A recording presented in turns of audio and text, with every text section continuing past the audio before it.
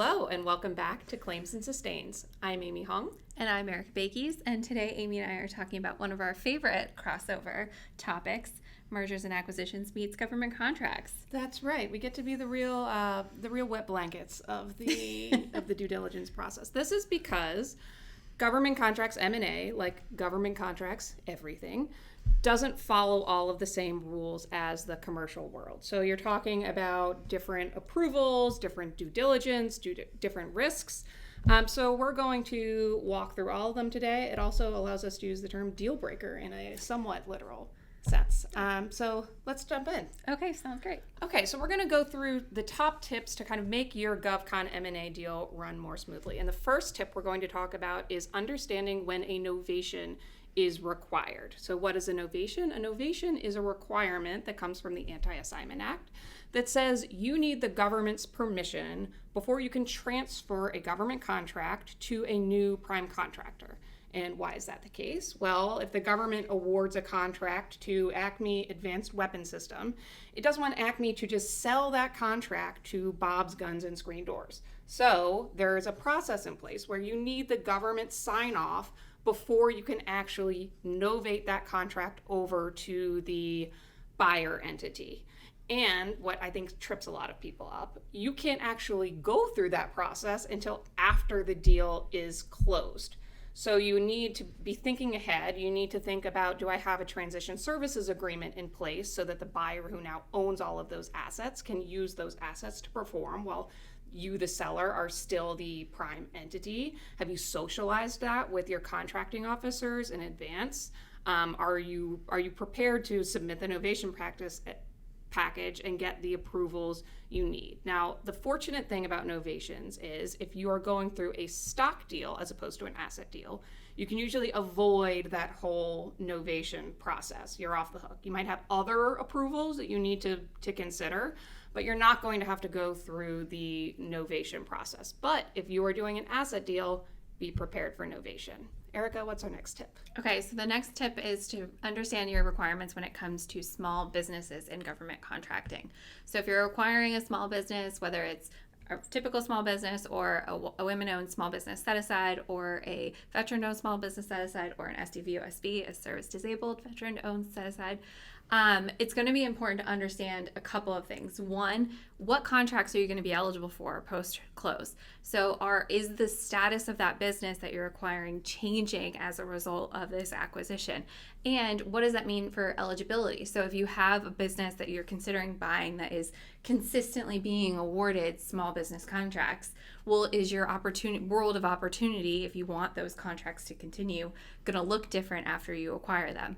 So super important to understand kind of what are the business opportunities that you're limiting if you acquire, if it does in fact change the status of the business you're acquiring.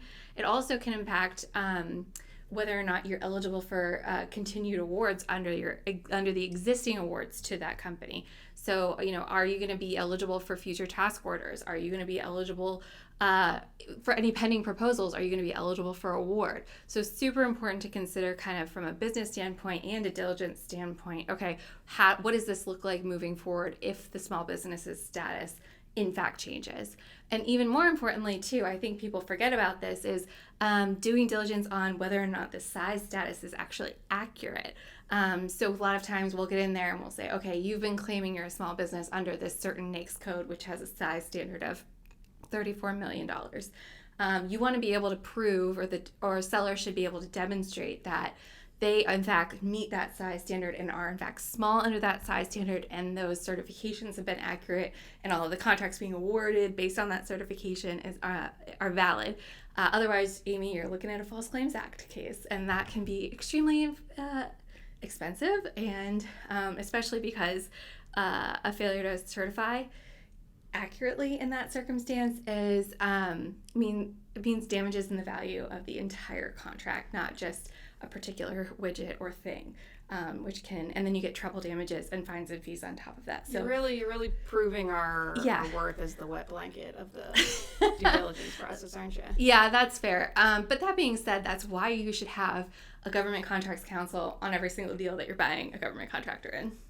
Okay. In your biased opinion. In my biased opinion. Okay, Amy, what's tip number 3? So tip number 3 is going to be considering pending proposals. So if you are buying a company that has a number of outstanding pending proposals for government contracts, you're going to want to consider what this deal structure and what this deal are going to mean for those pending proposals.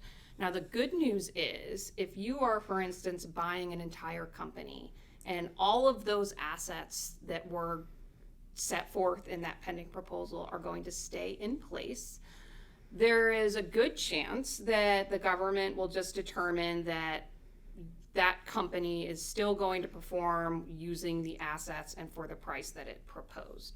But you can run into issues when this transaction might impact some of those assets or might impact the cost or the price, particularly if you're in a cost type contract, of what was put forth in that proposal. And you're going to have to consider whether you need to notify an agency that this pending proposal, the entity that is under that pending proposal has now been acquired, or a division of that entity has been acquired, and you might have to address how that acquisition is going to impact the solution that you have set forth in the proposal. And so if you want to read more about this, Erica and I have an entire article that deals just with this topic of what do you do in a merger and acquisition situation where you have pending proposals and how that might introduce protest risk to the procurement. So you can read more about it if you so choose.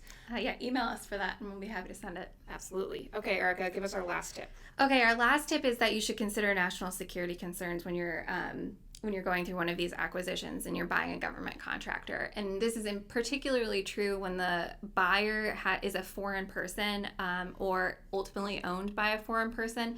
And that threshold for ownership is really anything above 10% or anything other than typical minority shareholder rights. And once you introduce that foreign person, you're really looking at whether or not you should notify CFIUS, the Committee on Foreign Investment in the United States, of your acquisition. And that's because in certain circumstances, notification to CFIUS is mandatory, usually when the U.S. business is dealing with critical technologies, which are export-controlled items in very shorthanded explanation, or it's otherwise voluntary. But CFIUS is really important because its job is to look at U.S. national security and ensure that that's protected throughout these transactions. So really they're saying, okay, what is the threat posed by a buyer to U.S. national security, and what's the vulnerability that's being exposed by that U.S. business should the foreign person have access to it? And CFIUS mainly focuses on government contracts and export-controlled items. So it's really important when you're operating and buying a government contractor to consider CFIUS, because that is one of the risk factors that CFIUS will consider when determining whether a national security risk exists or is posed by that transaction. And this can be heightened when the government contractor, for example, has DPAS priority rated orders, or has classified contracts, or is a sole source to the government on much needed services. It also depends on the services and the products being provided. Are they sensitive products? Are they services to national security agencies or DoD? So really a dynamic review of how this U.S. business fits within the government contracting sphere and the broader context of U.S. national security. And of course, too, if the U.S. business does have classified contracts, then you're also looking at a discussion with the Defense Counterintelligence and Security Agency on how to move forward and mitigate that foreign ownership, control, or influence.